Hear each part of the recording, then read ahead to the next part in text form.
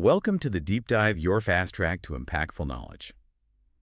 Today, we're looking at something really key, unlocking the secret to consistently hitting your targets every single time. Right. It applies everywhere. Exactly. Whether it's, perfecting your morning coffee, hitting a critical business goal, or even, and this is a fun analogy we'll use, making sure your catapult in ancient Rome hits the enemy. And not your own side. Yeah, precisely. The principle behind all of that is what we're calling process capability. So our mission today is to really dig into how we can figure out, determine and then seriously boost how well any process actually performs.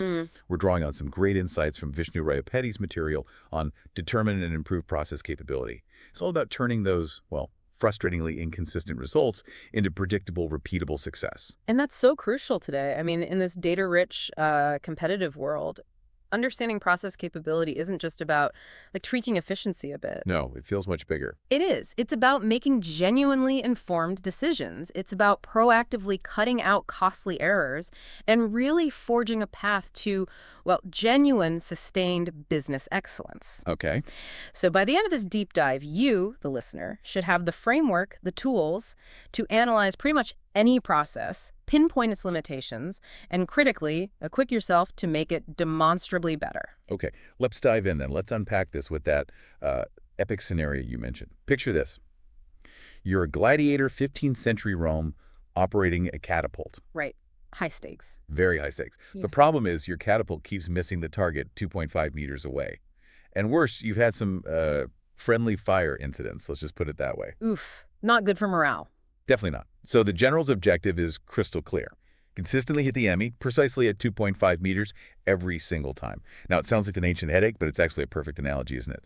For any modern process that's just not hitting the mark. It really is. It grounds the concept. So to get to the bottom of this, we often start with the concept many people know, y equals fx. Y is the output, right? The result. Yes, y is your dependent, the output, the effect, like the catapult's launch distance, or maybe percentage of baskets made, if we're talking sports. Got it. And the x's. The x's are your independent variables, your inputs, or the causes, the things you can potentially control or tweak. Like for the catapult, maybe the type of ball, the number of rubber bands, the launch angle, that kind of thing. Exactly. Pullback angle, tension, maybe even wind conditions, if we're getting detailed. Those are all potential x's. Okay, but knowing yfx is one thing.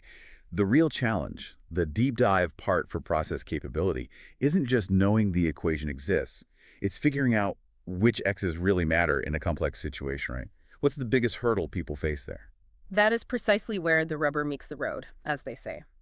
So many people, they focus only on the why. They see the symptom, the bad outcome, and they try to fix that directly. Right. Makes sense instinctively. It does, but the real insight, the core idea here, is that to genuinely improve your why, your output, you must identify and then control the critical X's, those key inputs. Okay. The challenge, as you hinted, is sorting out the vital few X's from the trivial many. You could list dozens of potential X factors for that catapult, Sure. but maybe only 3 or 4 truly dictate most of the variation in launch distance.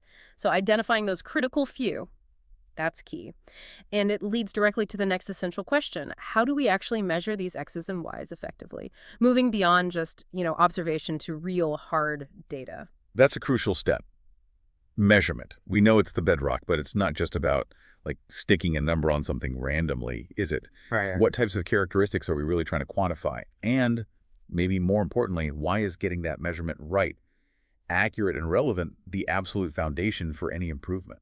Well, the why is pretty straightforward. You really can't improve what you don't measure. You're just flying blind otherwise. Makes sense. But the what and the how, those are more nuanced. We need to quantify characteristics that directly tell us about the process's health and its output. And to do that systematically, we need to clearly define 4 key things: defect, opportunity, unit, and metrics, often called DOUM for short. DOUM, okay. Yeah. Break that down for us. Sure. A defect is, it's precisely what counts as an error or a failure, what's unacceptable. An opportunity is simply each chance for that specific defect to happen. Okay. The unit is the thing being produced or the service being delivered, the item under consideration. And finally, the metrics are the actual data points we'll track. Could be time, Size, cost, counts of defects, whatever is relevant. So for our catapult. Right, for the catapult. A defect might be any shot outside that 2.3, 2.7 meter range. An opportunity is every single launch. The unit could be the projectile itself, or maybe the launch event. And the metric is the actual measured launch distance. That framework helps. It does. It brings structure. And once you have that clarity, you develop a solid data collection plan. This whole structured approach moves us away from just guesswork. Which is easy to fall into. Very easy. Yeah. And moves us towards truly understanding what's actually happening in the process based on real data. Okay, this is where it starts getting really interesting, I think. Let's go back to our X-Pult exercise. Imagine we've done our homework. We've collected, say, 100 measurements from our catapult launches. Okay. Remember, the target is 2.5 meters, but we have that acceptable range, plus or minus 0.2 meters. So the sweet spot is between 2.3 and 2.7 meters. Right, those are our specification limits. Exactly. Now, when you gather a bunch of data like this, especially from natural processes, it often tends to follow a pattern, the famous normal distribution, right? The bell-shaped curve. Yes, very common. We hear a lot about data falling within the sigma levels. Can you explain what sigma actually represents here and why that bell curve shape is so fundamental for understanding our process variability? Absolutely. So when we see data clustering around an average and forming that bell shape, we're essentially seeing the natural inherent variation within that process. It's always there to some extent. Okay. And sigma, well, that's just the Greek letter we use for standard deviation. It's our statistical ruler, if you like. It measures how spread out our data points are from the average, the mean. How much scatter there is? Precisely. And the key insight, the power of the normal distribution, is that for a process that fits this pattern well, roughly 99.73% of all your data points will naturally fall between minus 3 sigma and plus 3 sigma from the average value. Okay, that specific percentage, 99.73%, that's linked to plus minus 3 sigma. Correct. And connecting this back to process performance is where it gets really powerful. We have our target range, our specification limits, the 2.3 to 2.7 meters for the catapult. Set by the customer or the requirement. Exactly. The crucial question then becomes, how much of our actual output, our measured data with its natural spread, consistently falls within those required limits? Right. And this comparison is precisely where the difference between, say, a 3 sigma process and a much tighter 6 sigma process becomes, well, astonishingly clear and incredibly impactful. It's not just some academic statistic. You use the word astonishing, the difference between 3 sigma and 6 sigma. Now, for many people, those numbers might just sound like, statistical jargon. Can you really break down what that massive jump in sigma level actually translates to in terms of defects, errors, and more importantly, what it really means for a business's day-to-day reality? Because you said the implications are dramatic. They really are dramatic. The numbers themselves are stark, and they carry huge strategic weight. Let's take a process operating at plus or minus 3 sigma. As we said, that means 99.73% of its output falls within the acceptable limits. Which sounds pretty good, honestly. 99.73%. It does sound good, right? But that remaining 0.27%, when you scale it up, it translates to roughly 2,700 defects for every million opportunities. Oh, okay. 2,700 errors per million. That's more than it sounds. It is. Think about that in terms of faulty products shipped, incorrect invoices sent, medication errors. Now contrast that with a plus or minus 6 sigma process. Okay. At that level of control, the defect rate plummets to just 0.002 defects per million opportunities. Essentially zero for most practical purposes. 0.002, that's virtually nothing. Exactly. It's not just a small improvement. It's a fundamental transformation in quality and reliability. So the real insight isn't just fewer errors. No, the true insight goes deeper. Even at 3 sigma, with those 2,700 defects per million, think about the hidden costs. The rework, the inspections, the customer complaints, the warranty claims, the damaged reputation, all the effort spent fixing things that weren't right the first time. The hidden factory people talk about. Precisely. Those hidden costs can silently kill profitability. They can make a business uncompetitive, even if its products seem to mostly work okay. Achieving 6 sigma isn't just about chasing some abstract perfection. In many high-stakes industries, aerospace, medical devices, even finance, it's often about basic business survival. Customers demand near-flawless performance. That really reframes it. Okay, so we've looked at our process, we understand its natural spread, its sigma level, but the critical next step is comparing that actual performance with what our customer or our target actually requires. Which brings us right back to the X-Pult, doesn't it? It does. Let's say we've got those 100 launch measurements.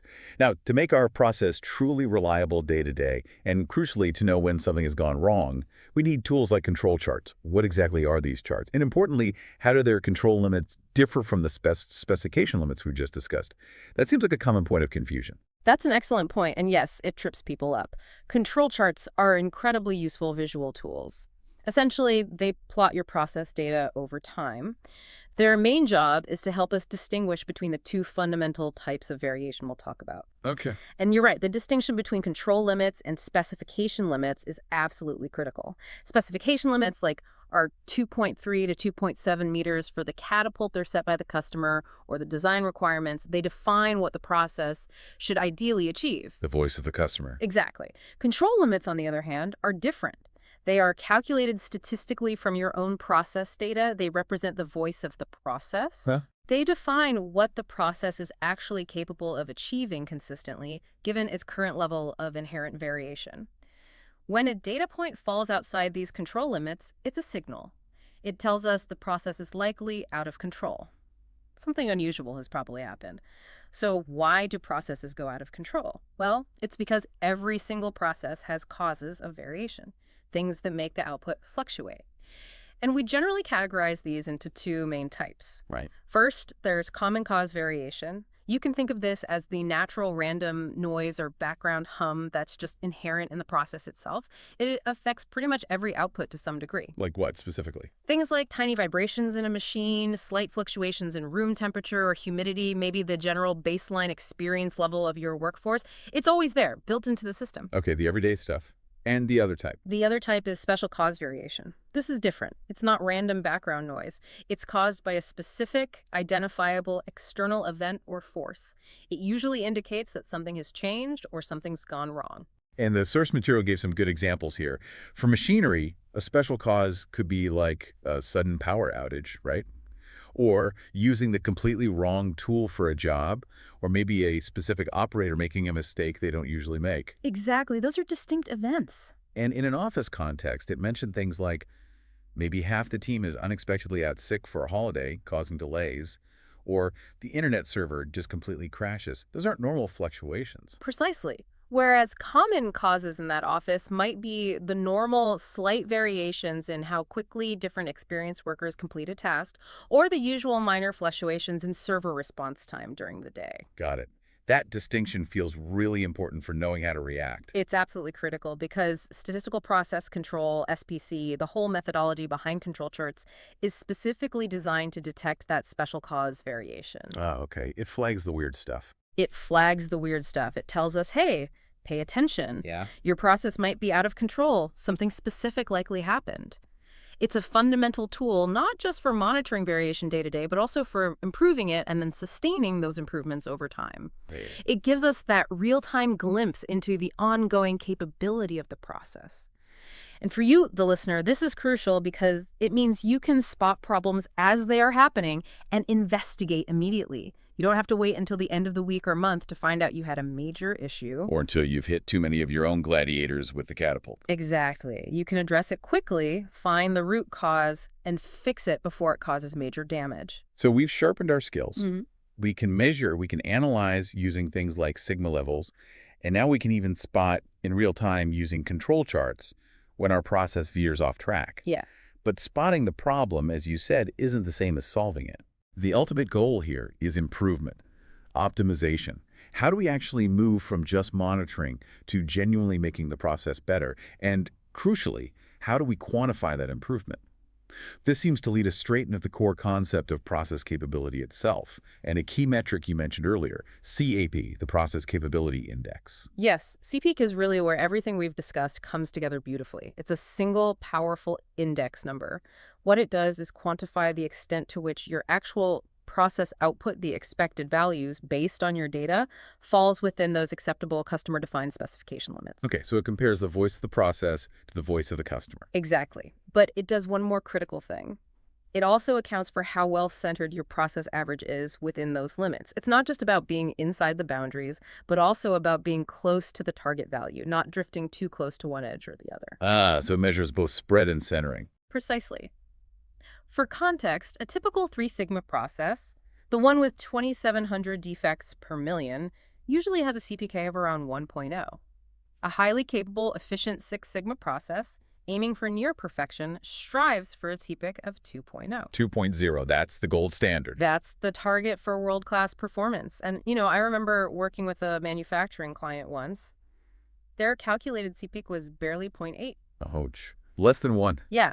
And the reality was they were literally sorting 100% of their output by hand, inspecting every single piece at immense cost and effort. It was their version of killing their own men, metaphorically speaking. They knew things were bad, but they didn't realize the sheer scale of the mismatch between their process capability and customer requirements until we put that single CPK number on it. That story really hits home. It shows the power of quantifying it.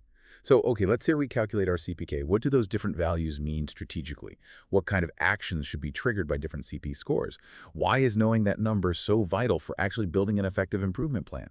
That's exactly where the CPK value guides your action. If your calculated CP is less than 1.00, that's a major red flag. It signals that your process is fundamentally not capable of meeting the requirements as things stand. Okay. Alarm bells? Definitely.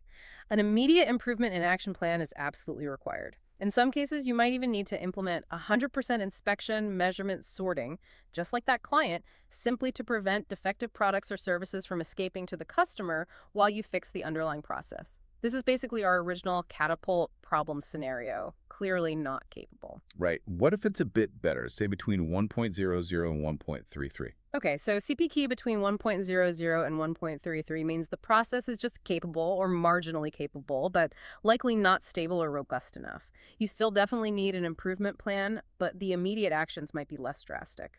The focus shifts more towards using control charts to rigorously monitor the process, understand its variability, and proactively work on reducing that variation and improving centering. Still needs work, but maybe not panic stations. Exactly. And then if your CPK is up at 1.67 or higher, which is getting closer to that 2.0 goal. Right. That's generally considered a very good, highly capable process. Your action plan might shift towards just maintaining that performance, perhaps implementing things like first piece checks at the start of a run, or conducting regular process audits just to ensure nothing degrades over time. But you're not in firefighting mode anymore. That makes sense. The CPK value really dictates the urgency and the type of action needed. Absolutely. These CPK ranges aren't just arbitrary numbers. They provide a clear, data-driven basis for your entire resource allocation, risk management, and continuous improvement strategy. Okay, so we've got our CP. We know whether we need urgent action or just monitoring. Let's say we do need to improve. Our CP is maybe 0.9. How do we actually figure out what specific things we need to change? This brings us to root cause analysis, doesn't it? Often using that classic tool, the cause and effect diagram, sometimes called a fishbone or Ishikawa diagram. Yes, exactly. So for our poor catapult crew, we'd gather them around and brainstorm the central question. Why couldn't you consistently hit the 2.5 meters target accurately? Right. What kind of potential causes would we be looking for? And how does using that fishbone diagram actually help organize the brainstorming? The cause and effect diagram is just brilliant for this. Its strength lies in providing a clear structure for collaborative brainstorming, helping you systematically peel back the layers of symptoms to get to the actual underlying root causes. Rather than just listing random ideas. Precisely. You typically structure it with the main problem, the effect, like inconsistent catapult accuracy at the head of the fish. Then you draw main bones branching off, representing broad categories of potential causes. The classic ones are like man, machine, material. That's right. Often it's manpower or people, machine equipment, material, method, the process steps, measurement, how you're tracking things, and sometimes environment or Mother Nature. These categories force you to think broadly. Okay, so for the catapult. For the catapult, under machine, you might brainstorm things like worn catapult arm bearings, or unstable launch platform, or inconsistent rubber band tension. Under method, maybe it's variability in how the projectile is loaded, or pullback angle not standardized. Under material, maybe projectiles have varying weights or shapes. Exactly. Or rubber bands lose elasticity quickly. Under measurement, perhaps the target distance wasn't measured accurately, or parallax error when reading the launch angle. Got it. It forces a really holistic look. It does. And it's usually a team effort, bringing different perspectives together. This collaborative approach is fantastic for uncovering those real drivers of inconsistency, moving way beyond just assumptions or blaming individuals. So once you've populated the diagram with potential causes, Once you have those potential root causes identified and maybe prioritized, you can then develop a focused capability improvement action plan. What specific changes will you test and implement based on this analysis? and then you measure again. Absolutely. You implement the changes, you continue to monitor the process, often using a revised control chart to see the impact of your changes in real time. And ultimately, you calculate a new process capability index, a new CPK. Prove it worked. To prove it worked and to quantify the level of improvement achieved, you're not just identifying problems, you're systematically building, testing, and proving sustainable solutions based on data. Wow, what a fantastic journey we've been on. Seriously, we've traveled from preventing accidental gladiator casualties back in ancient Rome, Quite the visual. all the way to understanding and wielding these really quite sophisticated modern tools for process optimization. We've really unpacked how to define, measure, analyze, and then dramatically improve pretty much any process you can think of. Yeah, the principles are universal. Totally. From nailing down those critical X's that are driving your Y outcome to truly appreciating the, well, monumental difference between sigma levels in terms of actual defect rates. That 3 sigma versus 6 sigma gap is huge. Huge. And then harnessing the power of control charts to monitor things and using CPK to quantify capability and guide action. You, our listener, really do now have a comprehensive toolkit for driving towards genuine business excellence.